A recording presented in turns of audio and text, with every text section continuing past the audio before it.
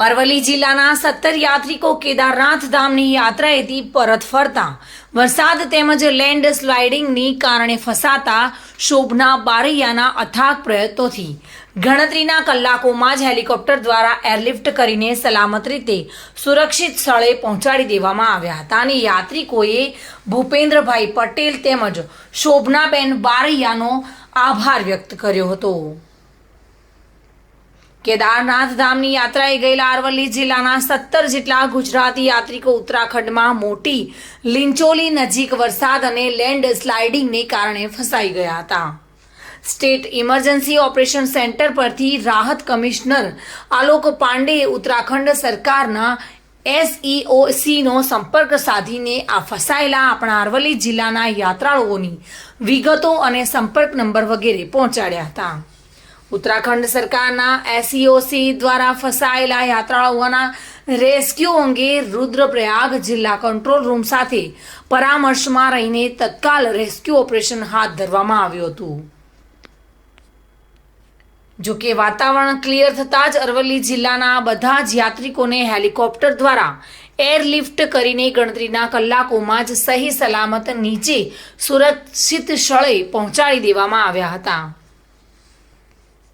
આ સાથે જ સાંસદ દેશના ગૃહમંત્રી અમિતભાઈ શાહ અને ઉત્તરાખંડના મુખ્યમંત્રી પુષ્કરસિંહ ધામી, મુખ્ય સ્ટેટ ડિઝાસ્ટર અધિકારી ગાંધીનગર, કલેક્ટર સાબરકાંઠા અને કલેક્ટર અરવલ્લીને પણ વહેલી સવારે ફોન તેમજ પત્ર દ્વારા જાણ કરવામાં આવી હતી।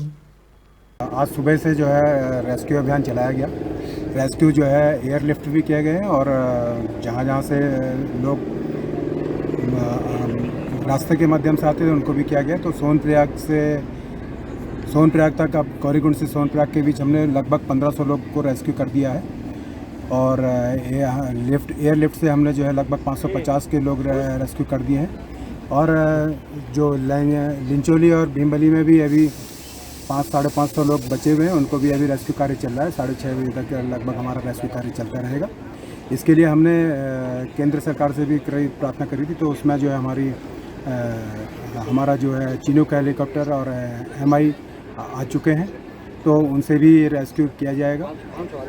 और कल भी ये प्रातः सूर्योदय होते ही फिर उसके बाद हम ये स्टार्ट करेंगे।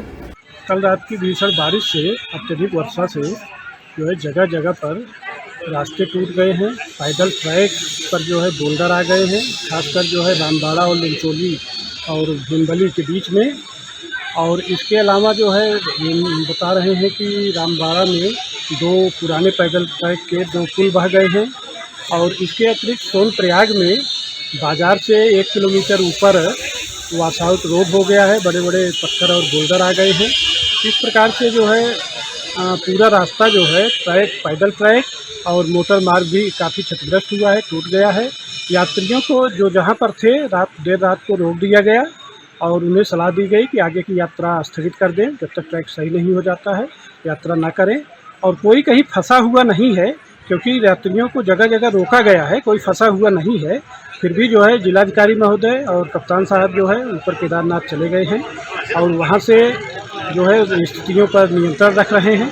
और यहाँ पर जो है हेली से रेस्क्यू भी स्टार्ट कर दिया गया है। अभी तक 98 यात्री जो है वो आ चुके हैं और यात्रियों को लाए जाने का प्रयास किया जा रहा है। तो जितना भी पॉसिबल होगा सारे यात्रियों को हम नीचे ला देंगे, लेकिन ऊपर भी खाने की, रहने की सारी चीज़ों की व्यवस्था है, किसी को परेशान होने की आवश्यकता नहीं है। जो है हमारा रेस्क्यू भी अच्छे से चल रहा है और यात्रियों को सही जगह पे रोका गया है।